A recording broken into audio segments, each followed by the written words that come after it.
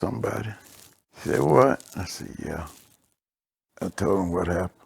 The next day, me and my cousin, we left and we went here down in the woods. We stayed there all day because we thought police was coming for us. So didn't nobody come. So that evening, we decided we were going out. So his parents, he was the oldest son, so they would let him take the car, although, he wasn't old enough. Wasn't old enough. And so we was up there getting some gas and looked and I saw my daddy come. He was driving in his pickup going fast. So what's going on? He pulled over. He said, hey, where you guys going? I said, we're going to check on some girl. He said, I think y'all need to come on back home. He said, the law is looking for you. So we turned around and went back, and the police were there, and they said, which one of y'all is Larry Neely? I said, I am. They said, we got you charged with attempted murder. They said, that old boy you stabbed, he said it was just a fraction of a hair from cutting his main artery. But said he go pull through. And then he told my cousin that he was charged with assault and battery. So they handcuffed us, put us in the car, took us away. My daddy and my uncle, they went and made bail, justice of the peace. And my daddy told me, he said, Larry, he said, son, you got me paying for some meat I can't even eat.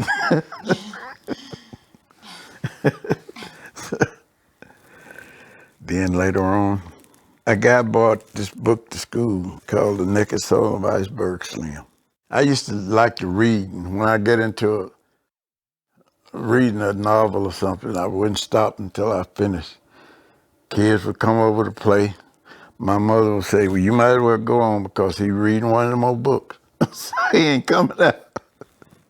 So I read this book, and I was fascinated by it. So I say to the parents, be careful of what your kids read and listen to, because it could have an impact. What is that book about? The Naked Soul of Iceberg Sam. It was about this pimp. So I never was one of those pretty boys, but I was always one who got the good-looking women, primarily because I hated rejection, and so women that other guys thought was beautiful, they would be trying to get at them. I wouldn't say nothing to them, so then they would get curious. Why he don't say nothing? But they didn't know, It's not that I didn't want to. I just didn't want to be rejected, and so I would win like that. After I got out of school, I was running around on these streets. A letter from Uncle Sam. But before that, over in the Southern Terror Projects over by Lincoln High School, that's where we used to hang out. That's where a lot of my family lived, grew up. We used to play football out in front of the projects. I met this girl, and she became my wife. I knew her grandmother, but way before. My cousin and two of my buddies saw her and another girl walking to the corner store. And so we started walking. And they were talking, and I'm just walking. But anyway, I got picked. She's the mother of three of my sons, including the one who... He's so fascinated by his daddy. Yeah. But I must say, she been with me thick and thin, sick of sin. I left, I got drafted, and after I went in the military, it's a lot of prostitution and stuff go on around military bases. I had no idea. Oh, yeah. And so I would go down, and those other guys would go down to, find them a lady. I'd be dressed. I didn't wear no military stuff. I wore street clothes. And I was playing a role, like I was a Mack. But I didn't know nothing but what I had read in the book. So, so one night a lady came up and approached me about a date. That's what they called it. And I looked at her and said, "How much money you got?" And she said, "Oh."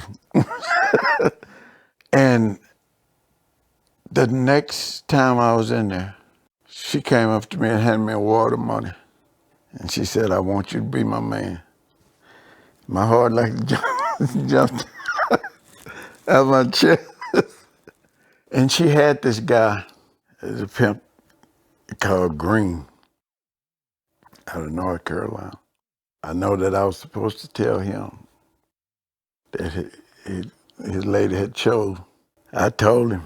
He had some more women too, but he said, "Oh, you done got into the big leagues now. You don't know what you doing."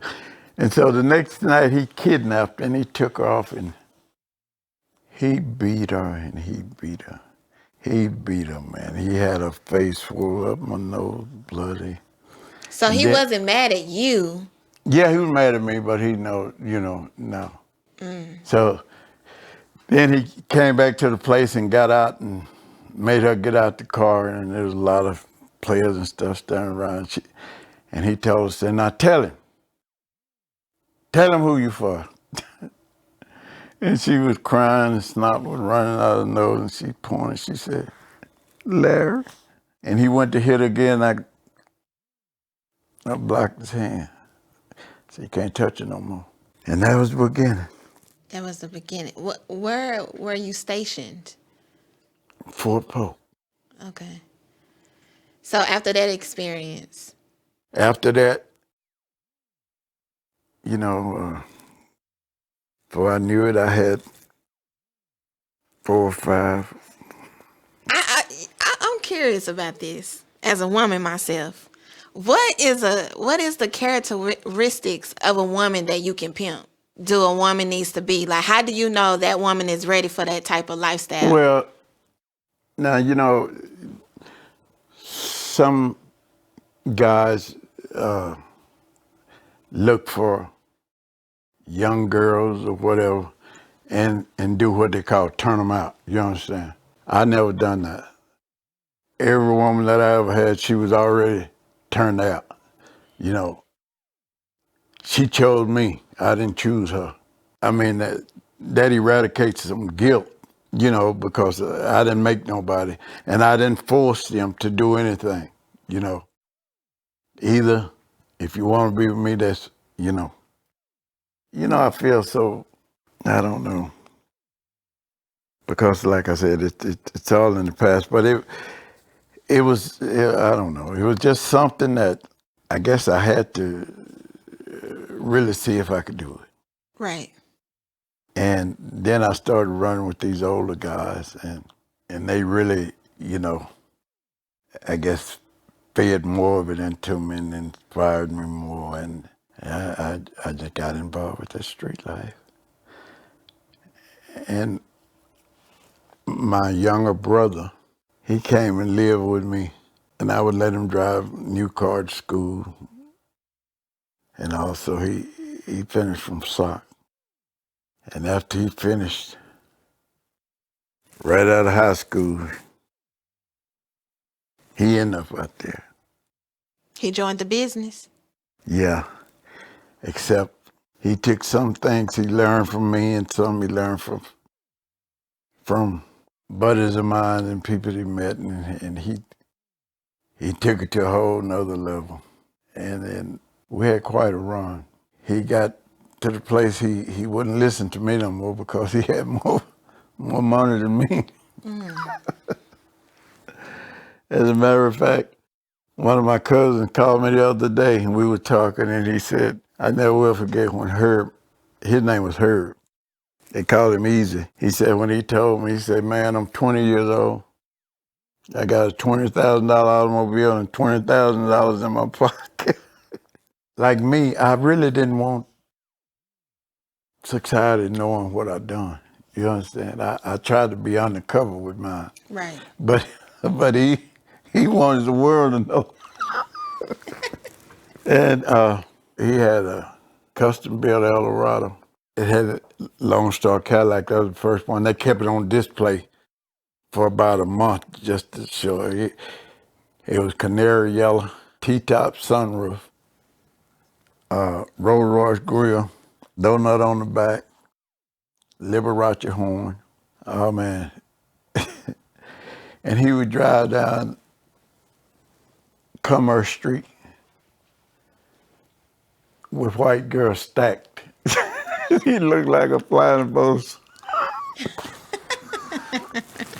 And he made it, it got hot for us because, you know, the police, they didn't like that.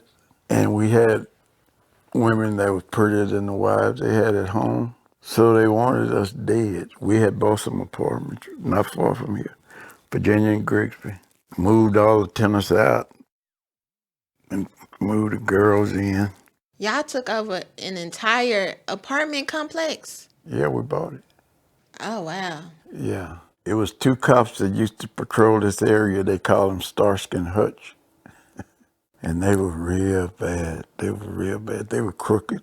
My brother, he would go over and go in the office over there, and he had big jewelry. He like wear big jewelry, big old rings on everything, big. Prop his feet up with his sawed-off shotgun, and I mean he's just overbearing. And really, I gave police their proper, because I know I was doing wrong, but they ended up giving us cases. They gave. Well, I was at a concert and Too Tall Jones, he had this girl with him. She sneaked me a phone number. So I ended up with her, and she went to work over there with the rest of them. She had lied about her age. So when she came up missing, she was missing for about 3 or 4 days. Then they called me from downtown and said that she was in Colorado. But anyway, they told me to come bring her some clothes, bring her clothes or something. I said, no, I ain't going for this. So I sent one of the other girls to take her clothes. And they put they charged me with aggravated promotion of prostitution. And they charged my brother with 3 or 4 cases. So we went missing for a while. My brother, instead of him, they would, man, they were everywhere looking for us. When they kicked my doors in, I was on my way to Colorado. So I was in Amarillo. A friend of mine called me and told me. My brother had got